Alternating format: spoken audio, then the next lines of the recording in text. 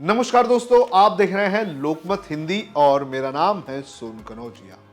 महाराष्ट्र में आने वाले दिनों में विधानसभा के चुनाव होने हैं, लेकिन इस चुनाव के पहले जो सत्ताधारी महायुति है, इनके नेताओं में भागम भाग मच चुकी है।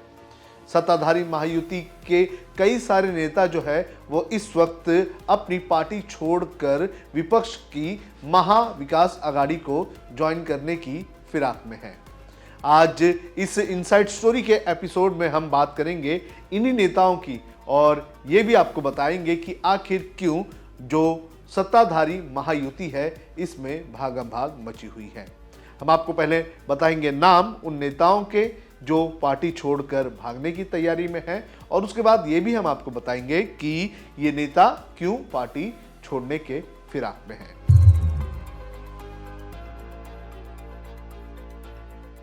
सबसे पहले हमें यह समझना होगा कि इस वक्त महाराष्ट्र चुनाव के हालात क्या बने हुए हैं। महाराष्ट्र में जो सत्ताधारी पार्टी है या फिर अलायंस है महायुति, इसमें एकनाथ शिंदे मुख्यमंत्री हैं और इनकी जो सरकार है उसका कार्यकाल 26 नवंबर 2024 को खत्म हो रहा है और इसके पहले चुनाव टेक्निकली करवाना है। लेकिन चुनाव आयोग ने जो हाल ही में प्रेस कॉन्फ्रेंस ली थी तो उन्होंने उसमें ये कहा था कि महाराष्ट्र के चुनाव जो है वो दिवाली के बाद होंगे, यानी कि जो नवंबर है उसके बाद चुनाव हो सकते हैं और नवंबर के बाद चुनाव होते हैं तो उसके पहले जो सरकार है उसे बर्खास्त करके यहाँ पर राष्ट्रपति शासन लग सकता है। तो ऐसे हालात बने हुए हैं। कुछ लोगों का कहना है कि दिसंबर में चुनाव होंगे, तो कुछ लोगों का ये कहना है कि जो हालात बनते हुए नजर आ रहे हैं उससे ये लगता है कि चुनाव को अगले साल तक खींचा जा सकता है, यानी कि 2025 में महाराष्ट्र में चुनाव हो सकते हैं। ऐसे हालात भी बनते हुए नजर आ रहे हैं। अब महाराष्ट्र में दो मुख्य अलायंस है। एक महायुति जो कि सत्ताधारी अलायंस है, इसमें एकनाथ शिंदे की शिवसेना, अजीत पवार की एनसीपी और बीजेपी शामिल है। वहीं अगर बात करें विपक्षी अलायंस की तो इसमें शरद पवार की एनसीपी, उद्धव ठाकरे की शिवसेना और कांग्रेस शामिल है। लेकिन जो भाग मची हुई है वो मची हुई है महायुति के अलायंस पार्टनर्स में। मेरे हाथ में जो ये लिस्ट है इसमें लगभग 13 ऐसे नेताओं के नाम हैं जो महायुति छोड़कर या तो शरद पवार या तो फिर कांग्रेस ज्वाइन करने के फिराक में हैं। मैं एक एक करके आपको उनके नाम बताता हूं और क्यों ये पार्टी छोड़ सकते हैं ये भी मैं आपको बताता हूं। सबसे पहले बात करेंगे माड़ा जो विधानसभा क्षेत्र है उसकी। यहां पर जो बीजेपी के विधान परिषद के विधायक हैं रंजीत सिंह मोहिते पाटिल, ये बीजेपी जो है छोड़ सकते हैं और ये हो सकता है कि ये शरद पवार की एनसीपी को ज्वाइन करें।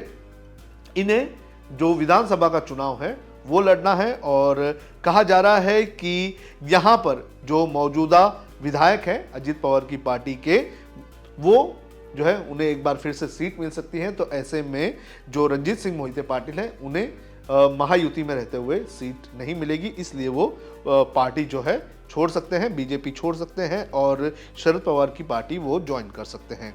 इसके अलावा जो खुद म्हाडा से जो विधायक हैं बबन दादा शिंदे, वो लगातार शरद पवार से मिल रहे हैं।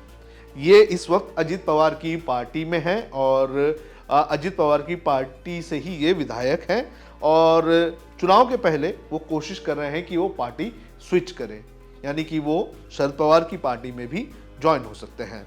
हालांकि Sharad Pawar wait and watch कर रहे हैं।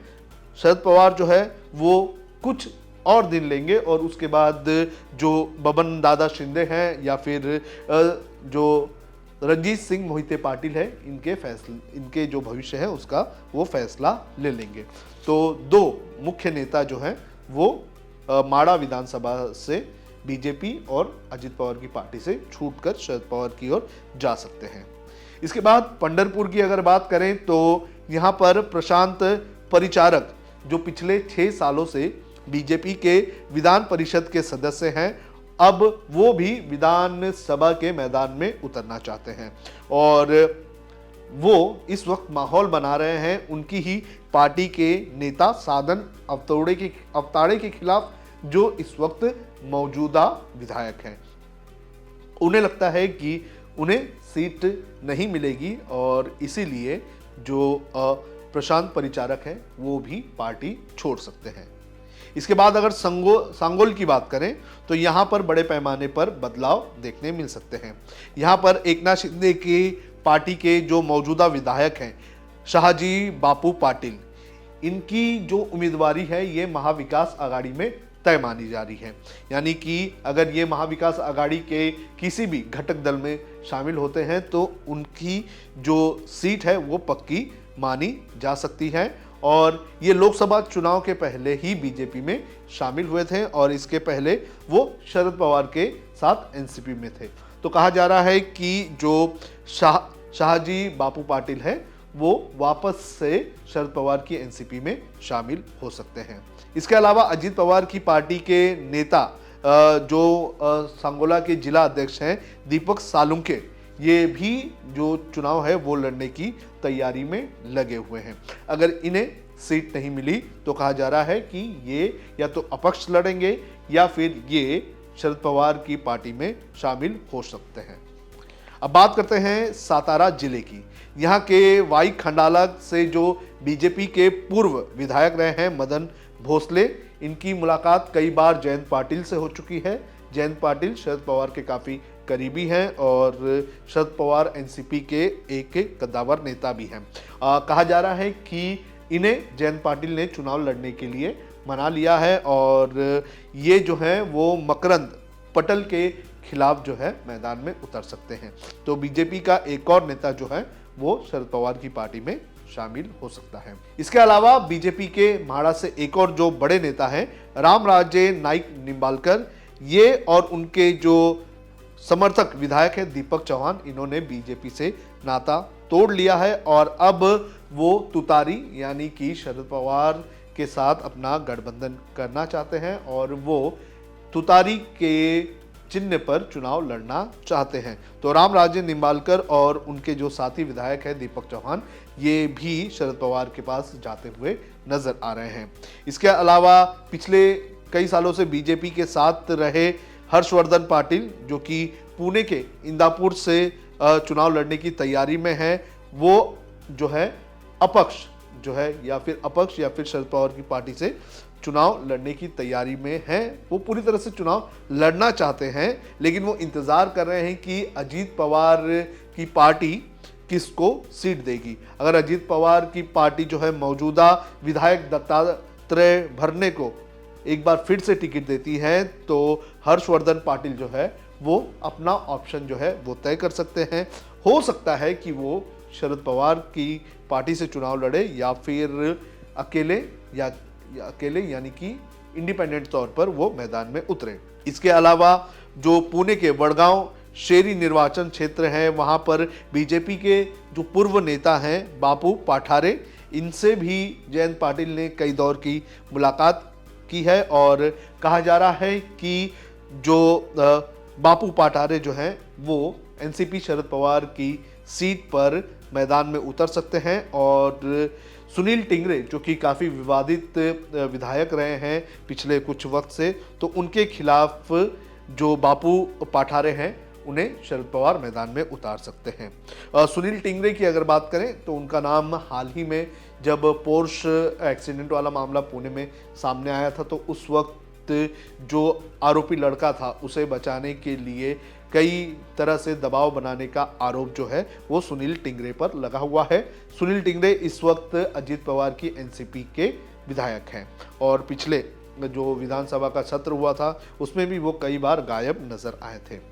इसके अलावा कोल्हापुर की बात करें तो समरजीत घाटगे जो हैं वो बीजेपी छोड़ चुके हैं और उनके बाद आपको बता दें कि जो कोल्हापुर बीजेपी के जो जिला अध्यक्ष हैं राहुल देसाई, वो भी पार्टी छोड़ चुके हैं।